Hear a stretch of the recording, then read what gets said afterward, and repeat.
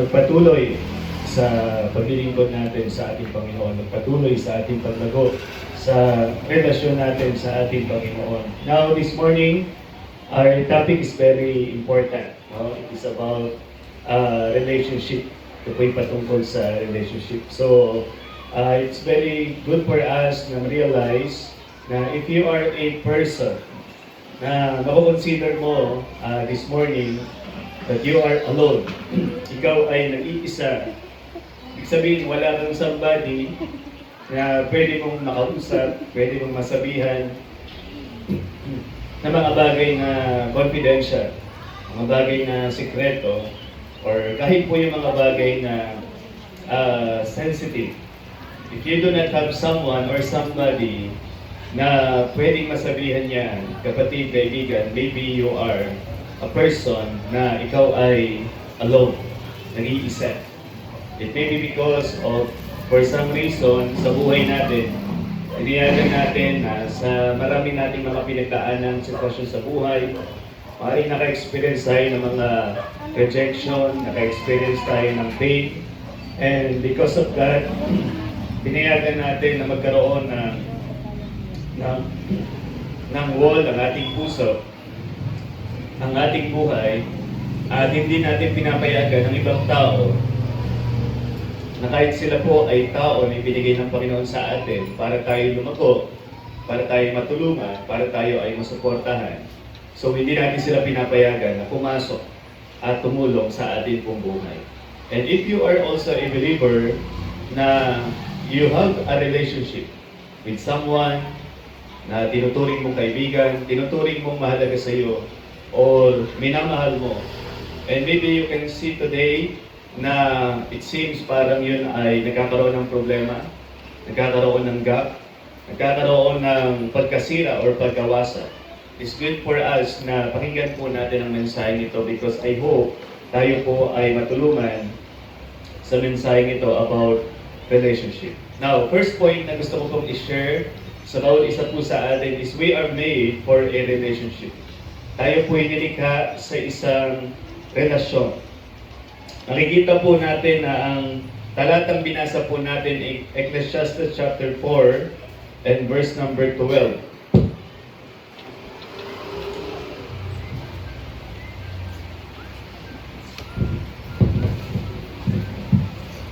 Ecclesiastes chapter 4 verse number 12. Ang sabi po dito, and if one prevail against him, two shall withstand him, and threefold cord is not quickly broken. So makikita po natin na mas better po kung tayo ay dalawa. Mas better po na tayo, kung tayo ay may kasama. At kung tatlo nga daw po ay mas, hindi po yung masisira, mas magiging matibay. So napakahalaga na ma-realize natin that God created relationship. Kung nakita ng Diyos, ng tao, ay hindi mabuti na nag-iisa. Alam po natin yan. In the history, the book of Genesis, na nung si Adan po ay nilikha ng Panginoon, ang sabi ng Diyos, it is not good for a man to be alone. So He created a woman out of man. So makikita po natin, ang Diyos ay gumawa po ng relationship sa ating pong sangkatauhan. So ang Panginoon, nais po niyang ipagtahi-tahi ang buhay ng mga tao. So God made us for a relationship. So gusto ng Panginoon ipagtahi-tahi tayo mga kapatid. Gusto ng Panginoon na tayo po ay ipagdikit-dikit, tayo po ay ipagsama-sama. Gusto ng Diyos na tayo po ay magkaroon ng support system. Of course, our God is number one support. But also, God, especially if you are a believer of Christ, binigyan tayo ng Diyos ng church. No, binigyan tayo ng Diyos ng kanyang katawan. Yun po ay ang church. Yun po ay mga tao na itinubos ng dugo ng ating Panginoon at pinagsama-sama po niya sa kanyang katawan, sa kanyang church. So, makikita po natin na ang Diyos, nais po niya na tayo ay magkaroon ng support system. Na tayo po ay nagsama-sama, na tayo po ay nagsusuportahan sa isa't isa, na tayo po ay gumagawa magkasama-sama dahil pag kagaya po ng isang sinulit, na kahit yung sinulit po yan ay napakasimple, pero pag tinahin nyo na po yan, No? Pag yan po ay pinagdikit-dikit nyo na po, nagkakaroon na yan ng isang malaking larawan, isang malaking bagay. Gaya ng mga damit natin ngayon, kasuotan natin ngayon, ito po ay simpleng sinulit lamang na pinagtahi-tahi, mga kapatid. Kaya may magandang kasuotan tayo ngayon. And that is also the will of God sa ating buhay bilang isang tao. Gusto ng Diyos na may mga taong ilagay sa ating buhay na gusto niyang itahi sa atin, ilagay sa atin, ipagsama-sama sa atin, nang sa gayon, mas malaki ang magagawa natin, mas maganda ang magagawa natin, mas maayos po ang magagawa po natin. Sapagkat kung tayo po ay nag-iisa lamang, madali tayong bumagsak. Walang tutulong sa atin. Kung tayo po ay nag-iisa lamang, tayo po ay laging masisira, tayo po ay laging mapapahama. So, napakahalaga po. Kahit po tingnan natin ang Ephesians chapter 4, verse number 32. Alam niyo po, it's a miracle na lalo na po sa panahon natin ngayon, sa mundo natin ngayon, na magkaroon ng maayos, isang mapayapa, isang makadiyos na relationship. Dahil tayo po ay nasa fallen world, na most of the people, ang kanilang concern lang po ay ang kanilang sarili. So it is a miracle na ang dalawang tao or ang iilang tao ay magkaroon ng isang mapayapa, mapagmahal, at maayos po na koneksyon sa isa't isa. Ang relationship po kinakailangan ng maraming pag-ibig. Kinakailangan ng maraming forgiveness. Kasi may mga pagkakataon na yung kasama natin, kaibigan man natin, asawa man natin, kapatid man natin sa Panginoon, o kapatid man natin sa laman, somebody na tinuturing po natin na in a relationship sa atin, there are times na may mga sitwasyon sa buhay na magkaiba tayo ng paningin.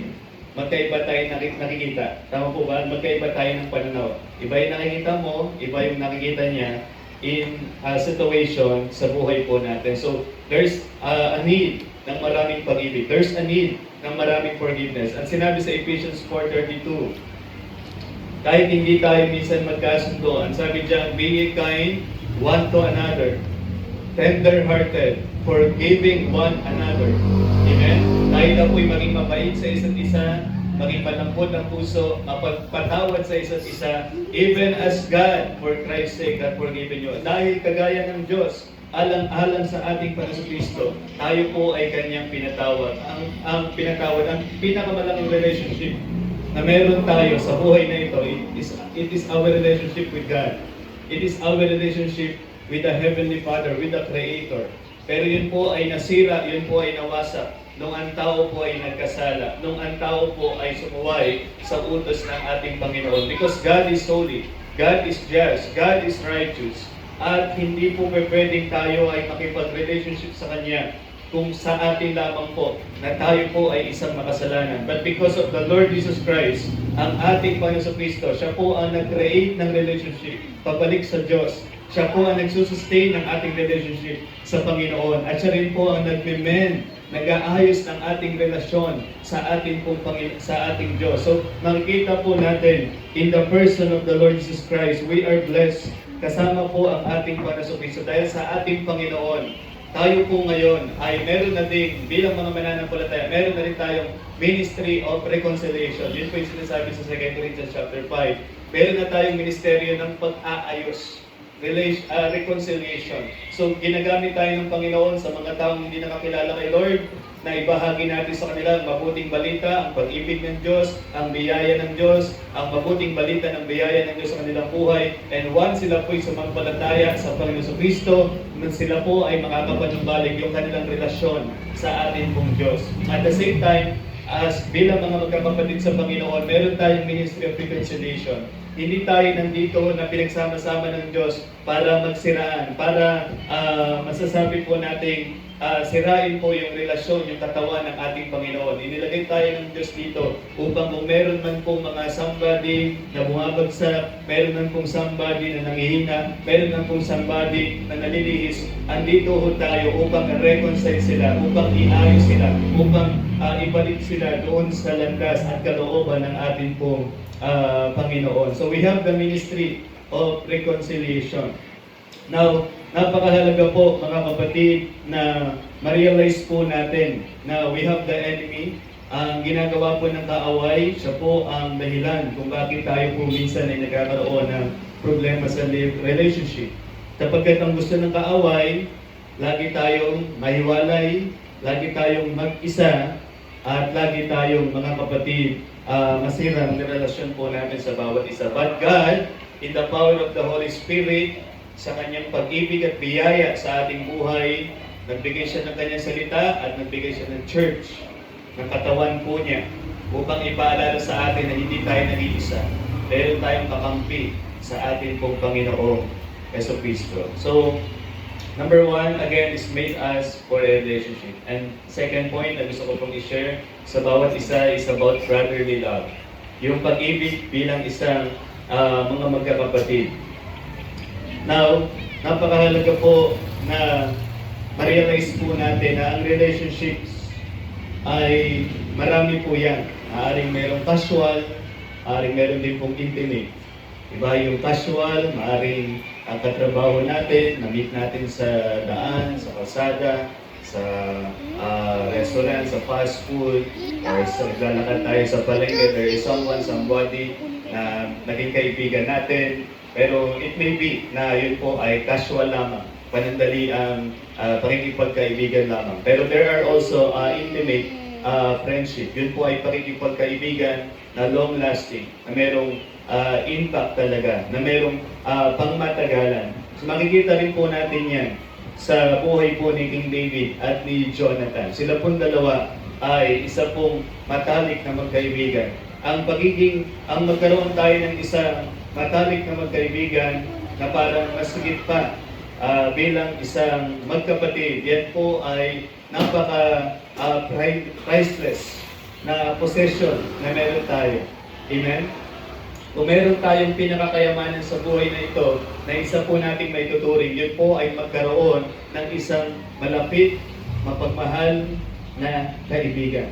Yan po ay makikita natin kay Jonathan in 1 Samuel chapter 18, verse 1 to 7. So after po ni David, just to give a summary na lang in this passage, after ni David mapatay, matalo si Goliath, no, pagbalik po niya kay King Saul, si Jonathan po ay anak ni Haring Saul.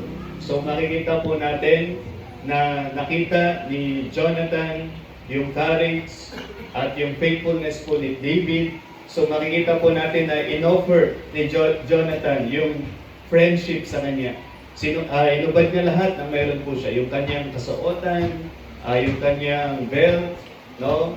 Everything para sa isang soldier, ibinigay po niya yung kay David. Tanda ng kanyang covenant, tanda ng kanyang pakikipagkaibigan, tanda ng kanyang friendship kay David.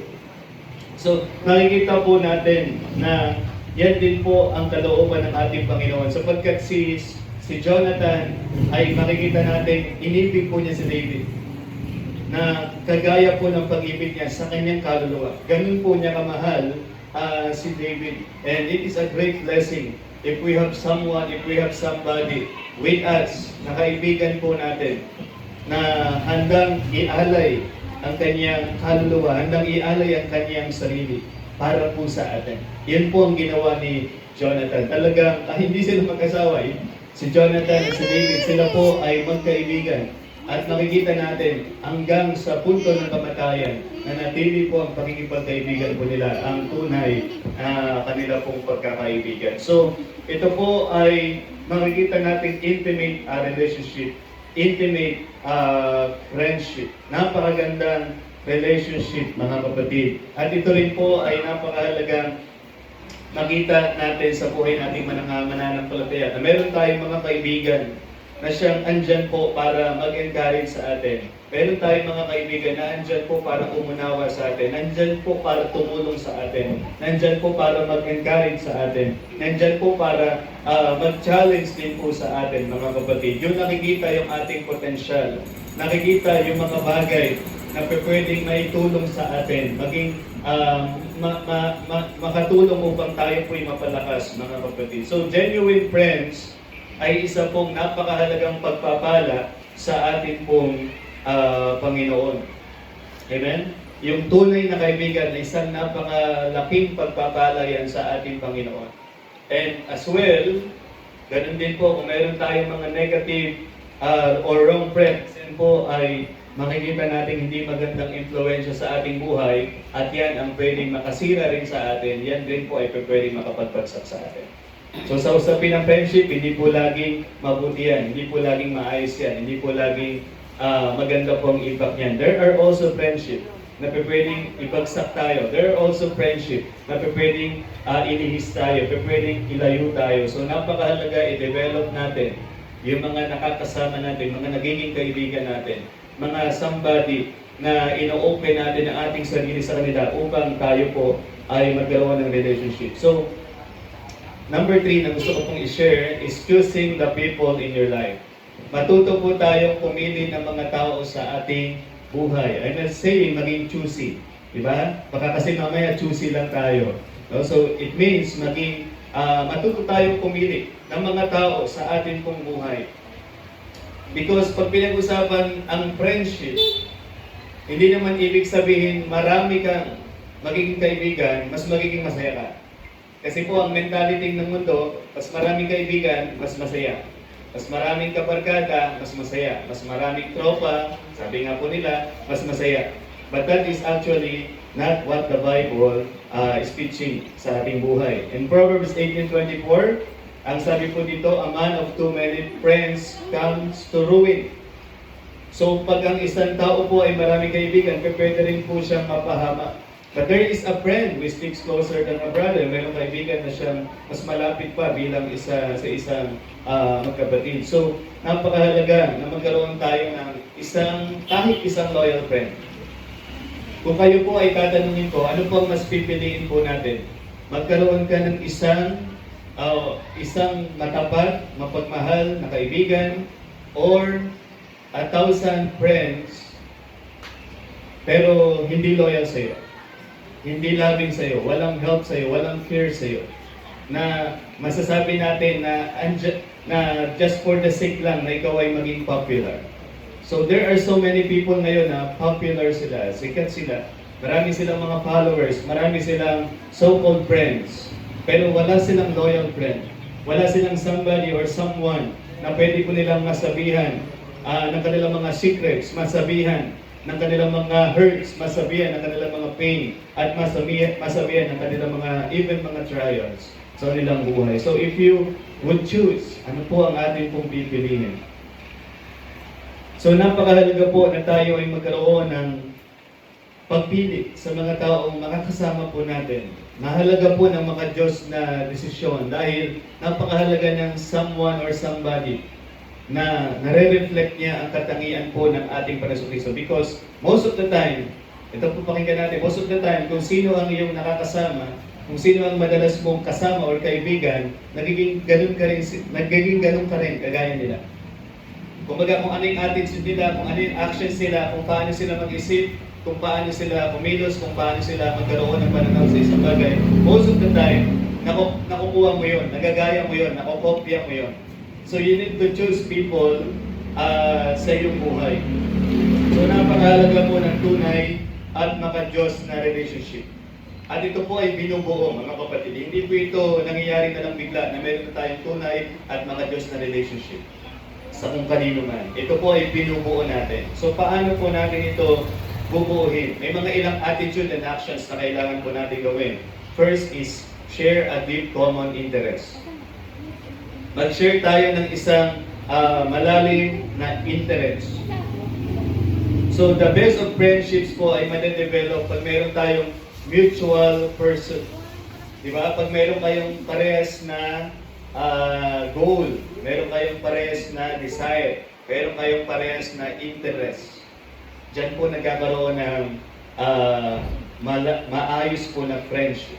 So napakahalaga po ng share a deep common interest. Kaya napakahalagang maging open tayo, maging transparent din tayo sa mga bagay na gusto natin, sa mga bagay na nais natin. Diba? Sa mga bagay na pursuit natin sa ating buhay. The second thing, we need to meet the needs of the other person. So kung gusto natin maka-build ng tunay, maka-Diyos na relationship, ang atin pong hanapin ay kung ano po yung pangangailangan ng isang tao. So, iwasan nating mag-focus sa ating sarili, sa ating sariling pangangailangan.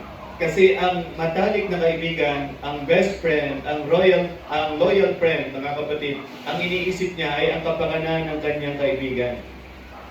So yan po ang dapat nating i-consider. Kung ano yung pinakamainam sa kanya, kung ano yung pinakamaganda sa kanya, kung ano yung pinakamaayos sa kanya. So, meet the needs of the other person. And then, risk rejection and pain. There are times, ang loyal friendship, ang true and godly relationship, there are times we need to risk yung rejection and pain.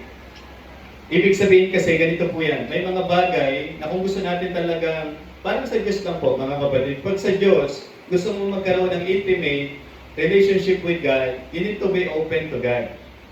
Kaya nga tinatawag tayo ng Diyos na mag-pray sa Kanya, hindi para malaman ng Diyos ang ating iniisip, hindi lang po para malaman ng Diyos ang ating mga nararamdaman, because God already knows. Alam na po yan ng Diyos. But we need to tell it to God, we need to be open to God sa lahat ng bagay sa buhay natin. Ano man kung aspeto yan, physical man, emotional man, spiritual man, whatever it is, we need to be open and transparent to God sapagkat doon tayo nakakabuild ng isang intimate and true relationship with the Lord. So, ganun din po sa ibang tao na nais po ng ating Panginoon. May mga pagkakataon na kailangan mo maging open, maging transparent. Nasabihin sa taong ito yung mga naging pagkakamali mo, ito yung mga naging kasalanan mo, ito yung mga naging sablay mo, ito yung mga naging kahinaan mo. Na sa Kanya mo na ihihinga, sa Kanya mo na sasabi, ano man ang iyong nararamdaman, ano man yung nasa puso mo. Nagiging open ka and transparent ka. Meron po bang risk doon? Yes, may risk. Bakit po? Kasi taong sasabihin mo, pwede kang i-reject. So makaka-experience ka ng pain, pwede kang tanggihan, pwede kang layuan.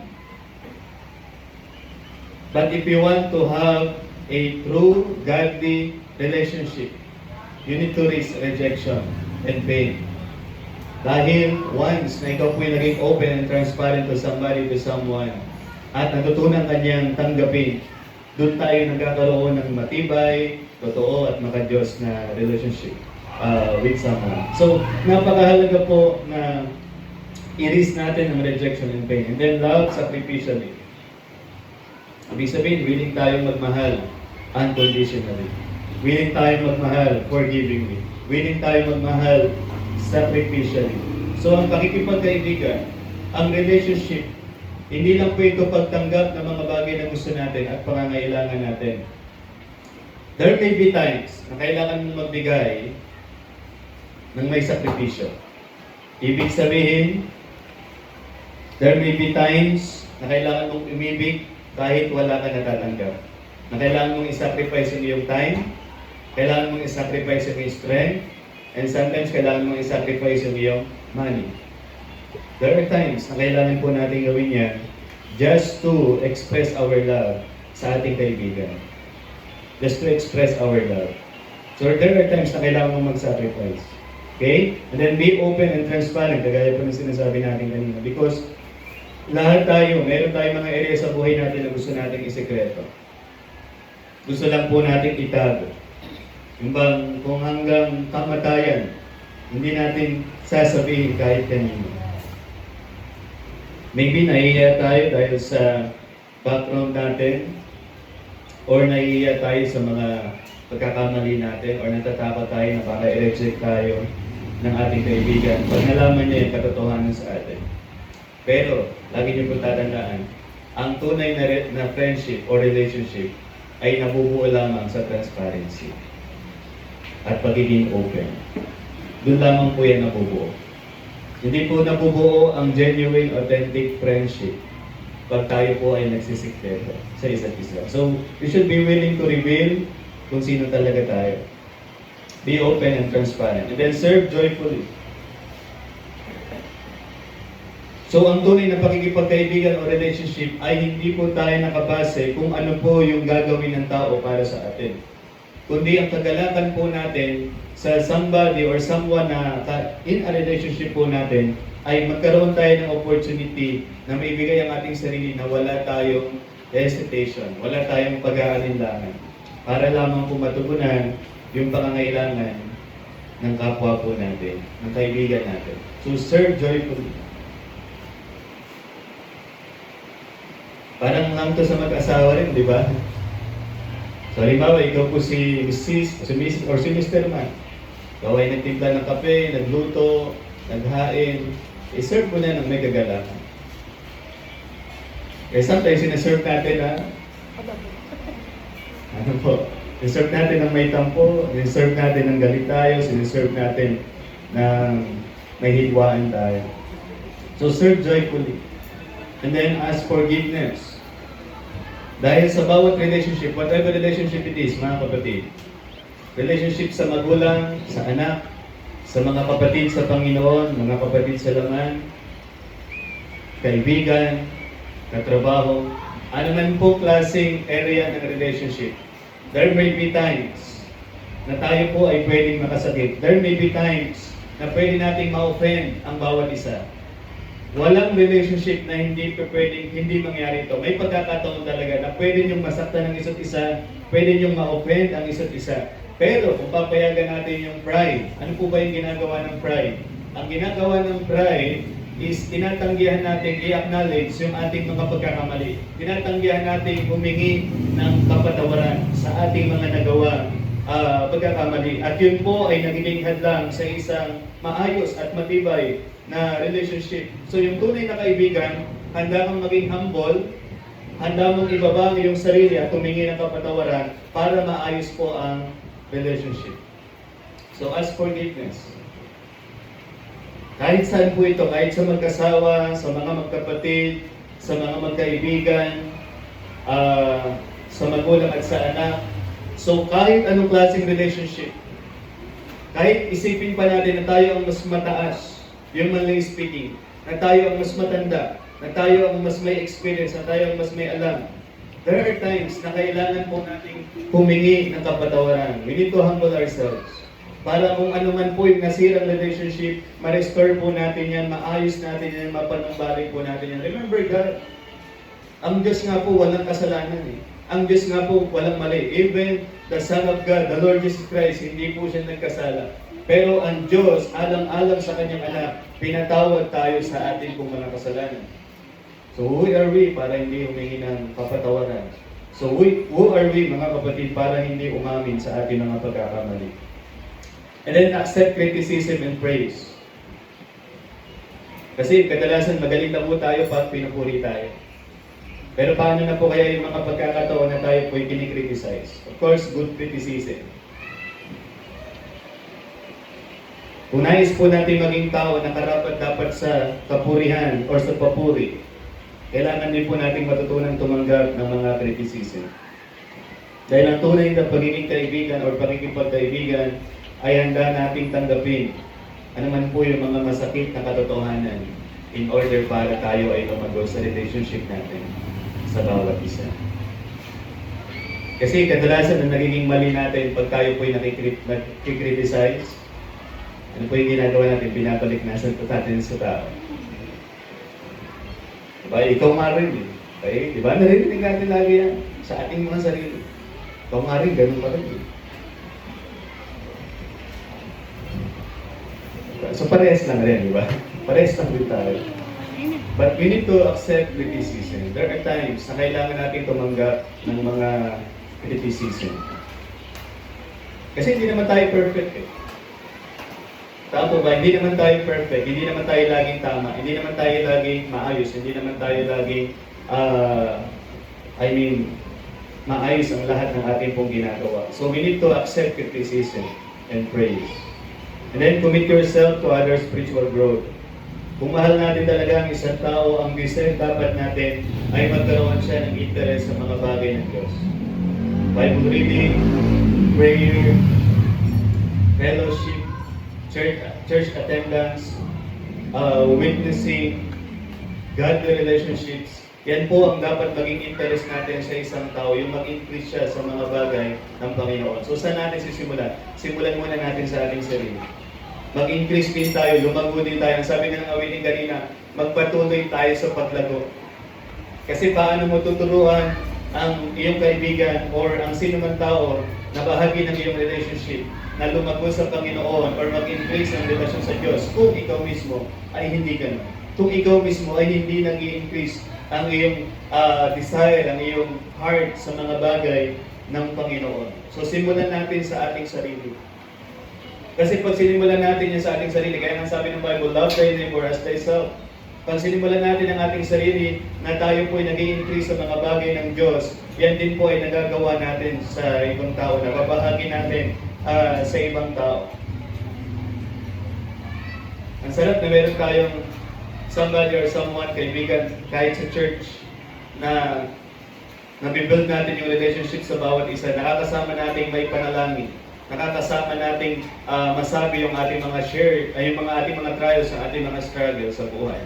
Kaya may mga prayer warriors, nakakatuwa dahil yung mga prayer warriors tuloy-tuloy lang din mo sila. And I know na isa sa part ng kanilang fellowship ay ang pagbabahagi ng kanilang mga trials, problems, mga difficulties sa kanilang buhay, and then ay pag-pray po yun.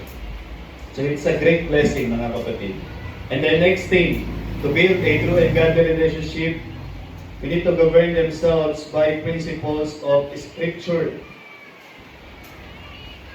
Kasi po ang pinakamagandang pundasyon ng relationship, wala pong iba kundi ang salita ng Diyos. Ang salita lang po ng ating Panginoon. So kung ang salita ng Diyos ay mahalaga sa atin, ang madalas nating pag-uusapan ng ating mga kaibigan is about what? It's about the Lord. It's about the Word. Ito po yung patungkol sa mga bagay ng ating Panginoon. So napakalaking benepisyo na naibabahagi natin yung mga ginagawa ng Diyos sa buhay natin, sa ibang tao. Kaya nga, we have testimonies, that is an opportunity. Na may bahagi mo sa church, may bahagi mo sa mga kapatid, ang ginagawa ng Panginoon sa iyong buhay. Ang kabutihan ng Panginoon sa iyong buhay. Ang pagkilos ng Panginoon sa iyong buhay. And the next thing is exhibit loyalty. Friendships po ay isang kayamanan. Pero, isa rin po itong responsibility. Ulitin ko po, ang magkaroon ng tunay na friendship ay isang kayamanan, pero isa rin po itong responsibility. Because you need to exhibit loyalty. Hindi natin gugustuhin ng kaibigan na nandyan lang pag lahat ng bagay maganda. That's not what we want, mga kapatid. Na faithful lang pag ang mga bagay ay maganda. Ang gusto nating kaibigan is loyal. Yung nandyan, ano man po ang mangyari. Kahit po sa panahon na tayo po'y nahihirapan, kahit po sa panahon na mayroong mga tao nag-criticize sa atin, nag-mistreat sa atin, andito ho tayo, kailangan natin ng somebody na nandyan po para maging faithful, encourage tayo, palakasin tayo sa panahon ng ating pangangailangan. So we need to exhibit loyalty. So there are friends na kailangan nating iwasan. After listening to this, may mga kaibigan na dapat nating iwasan ayon po sa salita ng Diyos, ayon sa Book of Proverbs. Number 1 is the gossip. Kailangan po nating iwasan yung somebody or someone na nagtitismis. Proverbs 20 verse 19. Diyan pa po ba kayo mga kapatid? Okay, ang sabi po dito, Proverbs 20 verse 19, he or she who goes about as a slanderer reveals secrets, therefore do not associate with a gossip. So, ang isa pong taong slanderer, makikita po natin na nire-reveal po niya yung secret. Secret. Secret, ano? Secret.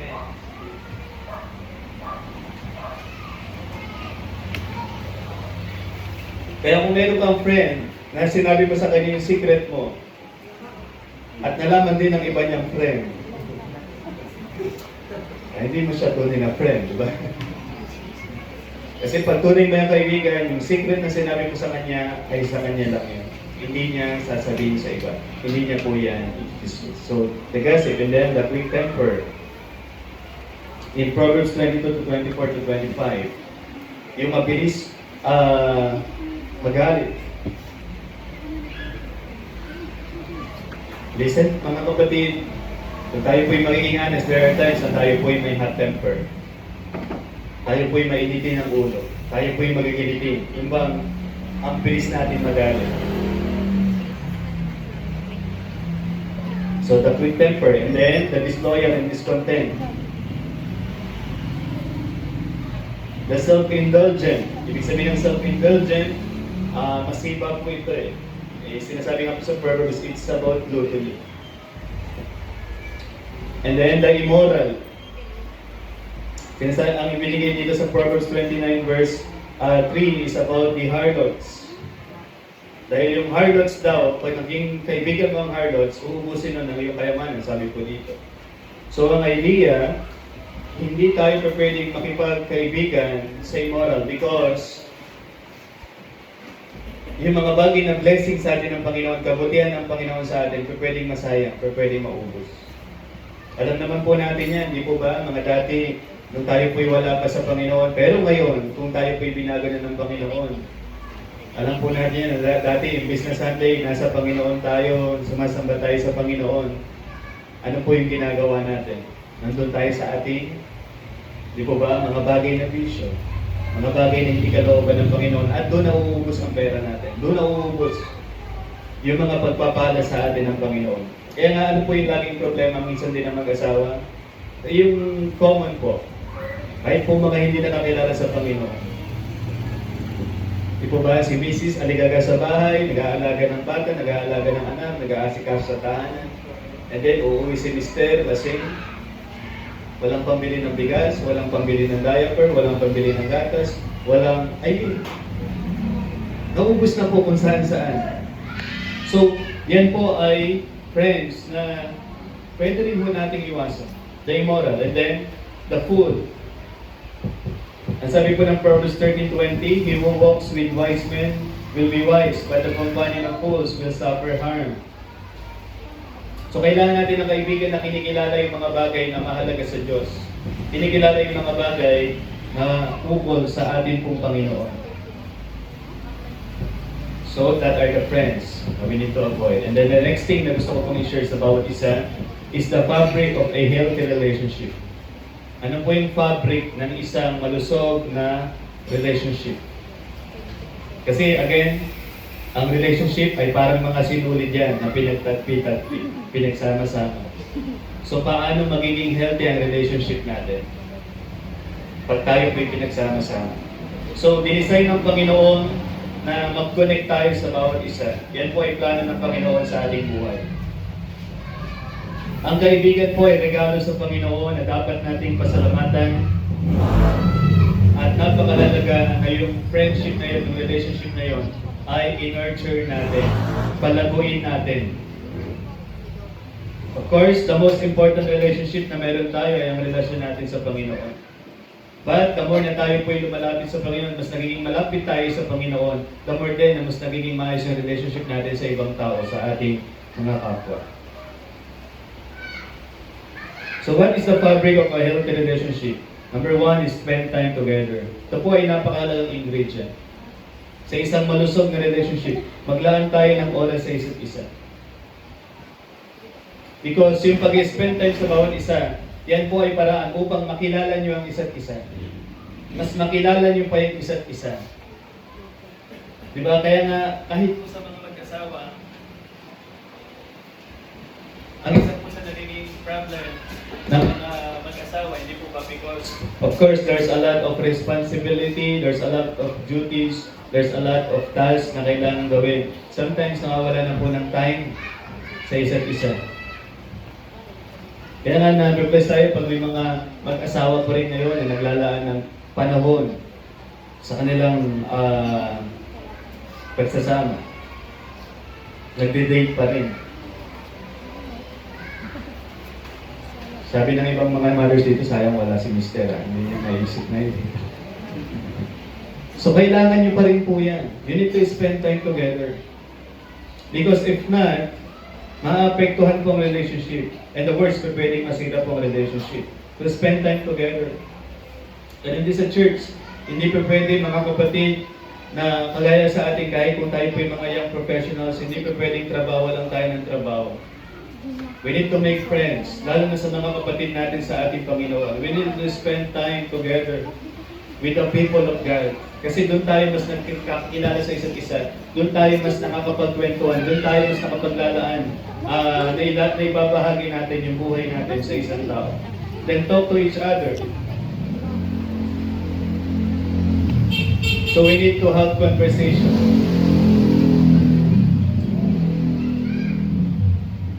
So napakahalaga po ng conversation dahil yung conversation, habang meron po tayong conversation and interaction sa bawat isa, mas nagiging personal and open tayo sa isang tao. So napakahalaga pong talk to each other. Alam niyo po sa panahon natin ngayon, medyo problem po ito because nasa social media na tayo. Kaya sometimes kahit po yung communication natin, yung conversation natin sa ibang tao, sa isang tao, naapektuhan. Minsan, katabi mo na lang yung isang tao, sasabihan mo na lang, lalapitan mo na lang. Hindi po ba, i-chat pa natin. So we need to talk to each other. Napakahalaga po ng interaction because interaction mga kapatid, ay mas lalo magiging personal and open tayo. And then, cry and laugh together. Hindi po ibig sabihin yan, magbaliw-baliwan kayo ha. Hindi, ibig sabihin po niyan, matutunan din po natin makipagtawanan sa bawat isa, matutunan din po natin umiyak sa bawat isa. So close friends are willing na ibahagi ang kanilang puso sa parehas na paraan. Sa panahon ng pagluha at sa panahon ng pagtawa. Sa panahon ng kagalakan at sa panahon ng mga hinanakit sa puso. So cry and laugh together. Kasi kung ikaw lang mag-isa, mahirap to kapatid. Kung ikaw lang mag-isa yung iiyak, ikaw lang mag-isa yung tatawa. Kaya it's not good for you na mag-iisa ka lang. And then share accomplishments. Promotions and success are reasons to rejoice together. So i-share natin yung mga accomplishment natin sa bawat isa. Kaya nakaka-bless pag may mga natatanggap sa trabaho, pag may mga napopromote, pag may mga na-accomplish yung mga kapatid natin sa Panginoon, may mga birthdays, accomplishment ba yung birthday?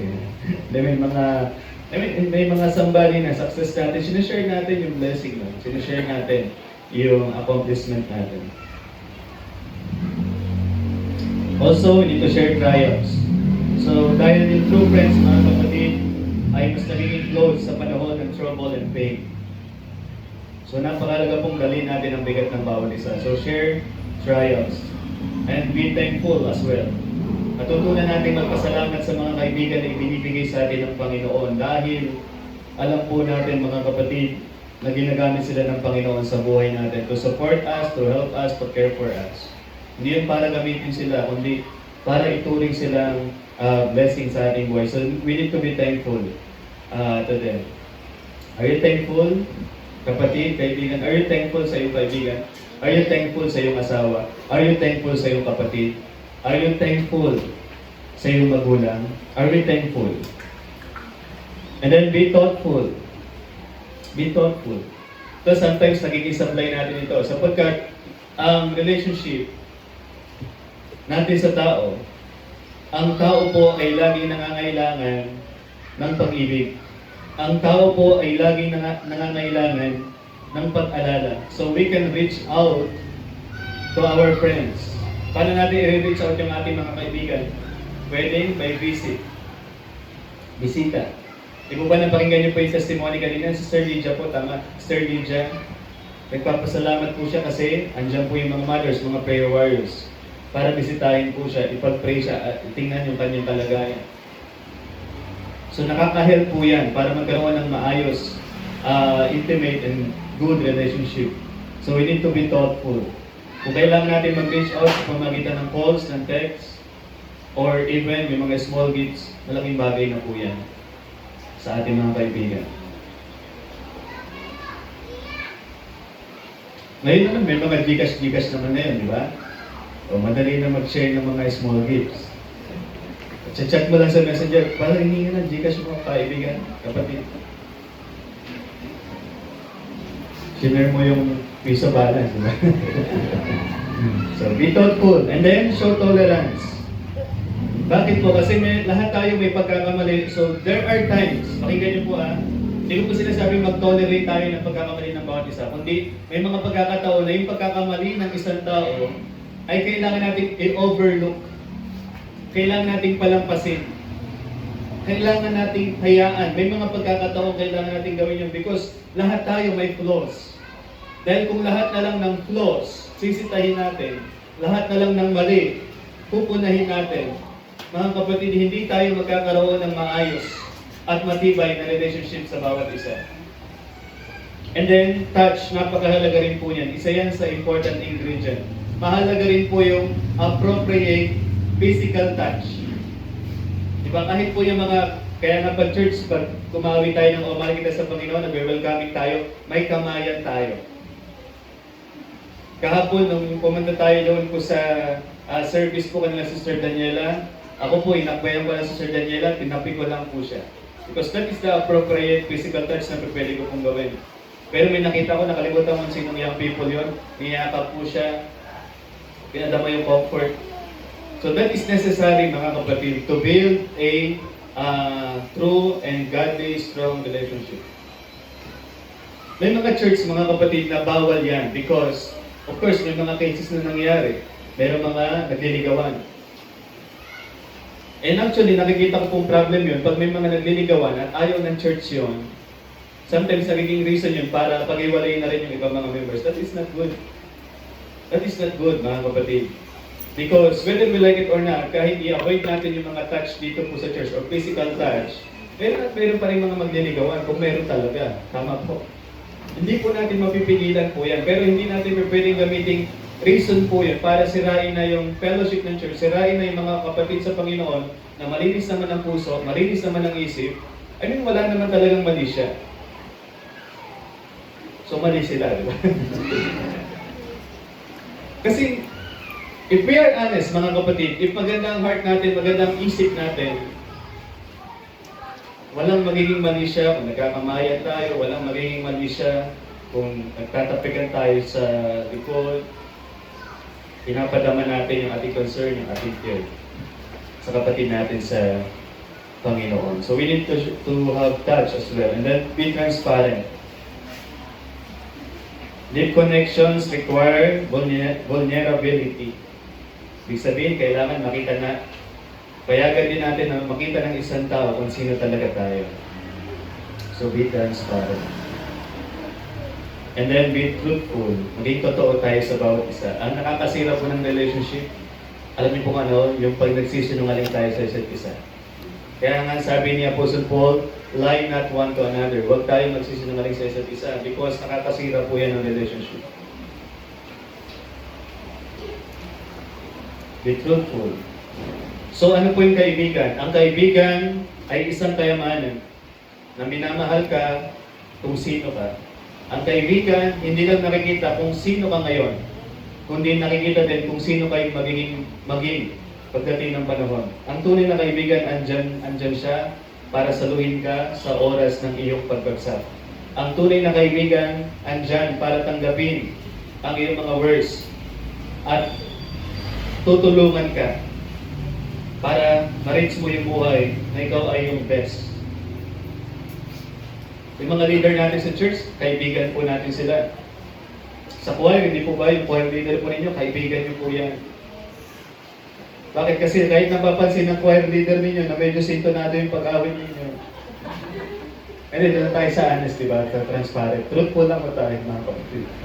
O kahit napapansin ng choir leader na parang sintonado to kapatid, ini-encourage ka pa rin.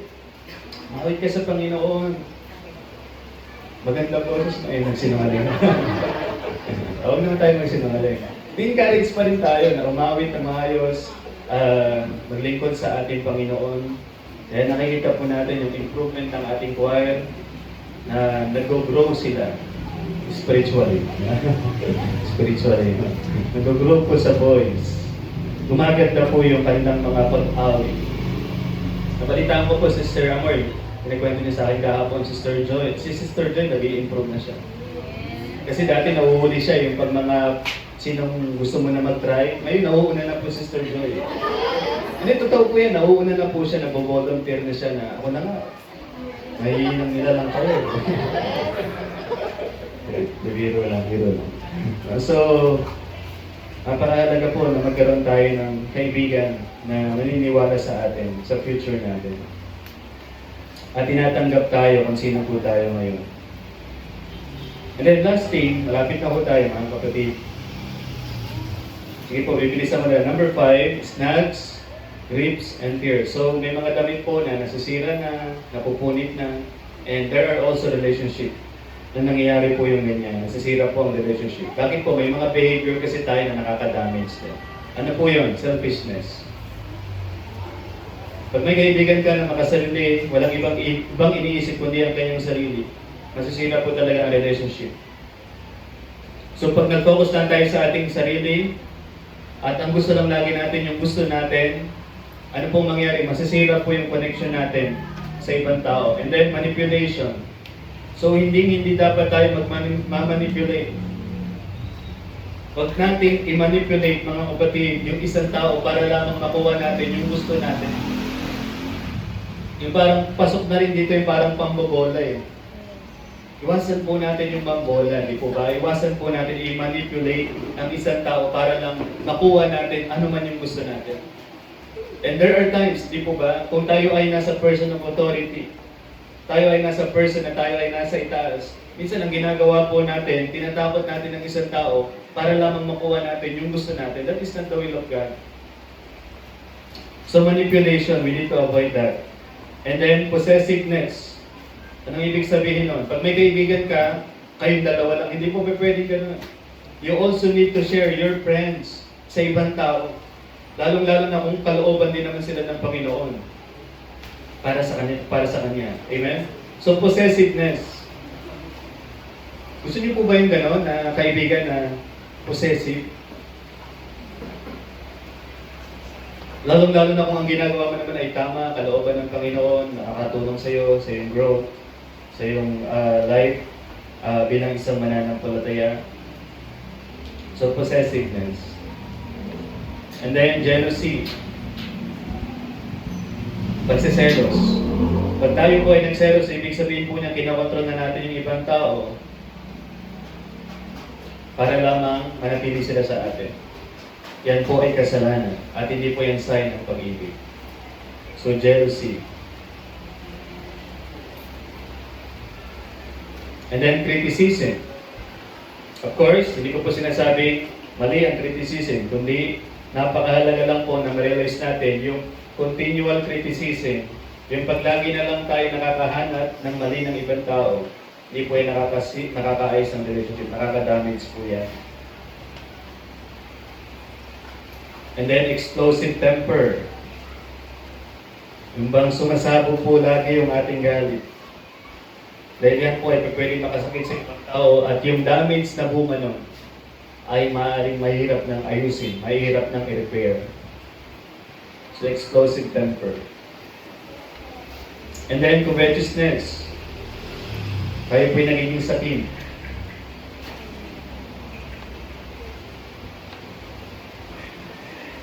And then, disloyalty. Pag tayo po'y nawalan ng loyalty, ng trust sa bawat isa, yan po rin ay nakakasira ng relationship. Kahit saan po, lalo na sa mag-asawa. Disloyalty. Eh, lalo na po, nasa panahon tayo ngayon na marami pong cheating. Marami pong nagloloko. Di po ba, marami po ang nagiging unloyal sa kanilang asawa. So, disloyalty. And then, dishonesty.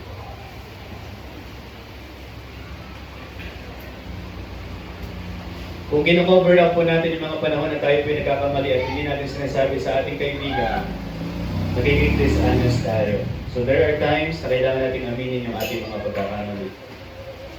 We need to be honest. And then, busyness. Kung masyado na tayong busy, na mag-spend time pa po sa ibang tao, ang relationship natin ay may tutuyo. Ang relationship natin ay lalabo. So, busyness. And last thing na gusto ko pong i-share, what if we are in a relationship? Ano mang klaseng relationship ito, kapatid? Pero kung mapapansin mo, it seems broken. Parang hati na, parang punit na, parang sira. Yung fabric ng inyong relationship. So how can we mend a broken bond? Mending a broken bond. First thing is you need to admit wrong. Umamin tayo sa ating pagkakamali. Kahit tayo po'y magulang pa, kahit tayo po'y pastor pa, kahit tayo po'y leader pa, kahit tayo po'y mas mataas pa ang sweldo natin, kahit tayo po'y magaling pa or matalino pa, kailangan po nating umamin na tayo po ay nagkakamali. Ibig sabihin, inaabot mo yung responsibilidad na pwedeng naging bahagi tayo kung bakit nasira ang isang relationship. So, admit wrong. Kailan yung huling pagkakataon na nasabi mo sa isang tao, sa iyong kaibigan, sa iyong asawa, sa iyong kapatid, na pasensya, I'm sorry. So we need to admit na tayo po'y nagkakamali, na tayo po'y mali. And then commit to change. Hindi naman pwede na tayo'y nagkamali, and then wala tayong nais na pagbabago. Sa amin po mag-asawa, bago kami mag-asawa, isa sa naging problem ko rin po before is actually explosive temper. Naging magagalitin din po ako. And there are times na sinasabi kong mali ako, at nagkakamali pa rin ako. But I praise God, I have a wife, I have a friend na nakakaunawa sa akin. But I commit myself to change. By the grace of God, nagbago tayo. Mas tumindi. Kabawasan naman kahit pa paano. So we need to commit to change. And then, don't defend yourself. Kasi ang goal natin, magkaroon ng forgiveness sa relationship. At hindi excuse ang ating mga behavior. So don't defend yourself. And then ask what you can do to heal the relationship. Tanungin natin kung anong pwedeng gawin natin para humilom ang relationship. Akong sinasabi ko po ito mga kapatid, may naiisip na po ba kayong somebody or someone na kailangan niyo po itong gawin? Na kailangan niyo po itong i-apply? So I think it's good na tayo po yung maging sensitive. And then, give the other person an opportunity to say what needs to be said. Hindi po pwedeng ikaw lang po ang salita ng salita. Bigyan mo rin ng pagkakataon ng isang tao kung ano yung dapat niyang sabihin, kung ano yung pwede niyang sabihin. Then, makinig tayo.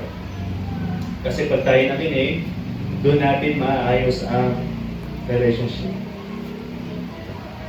So let me ask you mga kapatid, meron ba tayong troubled relationship today? Meron ba tayong relationship today na kung titingnan natin na parang nasisira na parang napupunit na parang nagpupumiglas na parang damaged na? Meron ba tayong relationship today? Maaaring relationship natin sa ating mga anak, sa ating magulang, sa ating mga kapatid, sa laman man or sa Panginoon. To whoever it is, kapatid, na do you believe na yung relationship na yun is worth saving? Karapat dapat iayos, karapat dapat iligtas. Then, gawin natin kung ano yung tama. Gawin natin kung ano yung kalooban ng Panginoon at iayos natin ang nasirang relationship. Dahil ang matibay na relationship, again, two is better than one. Ang matibay na relationship, ang magiging angkla mo sa iyong buhay, ang magiging suporta mo sa iyong buhay. And you know what? I've seen this. I've seen so many believers na kung sila'y magiging open lamang, yung kanilang heart, yung kanilang sarili sa ibang tao. Ang dami na sana ng tao na ginamit ng Panginoon sa kanilang buhay para masuportahan sila, para matulungan sila, and para mapagpala sila. Because I tell you, God made us for a relationship. And He will use someone, somebody, to help us. To help us grow, to help us reach our best, to help us na ma-accomplish sa ating buhay, ano man ang panawagan ng Panginoon sa atin. Amen? So, sana po, ang maging panalangin natin, magkaroon ng strong relationship sa bawat isa. Tayo po tayo lahat for short prayer.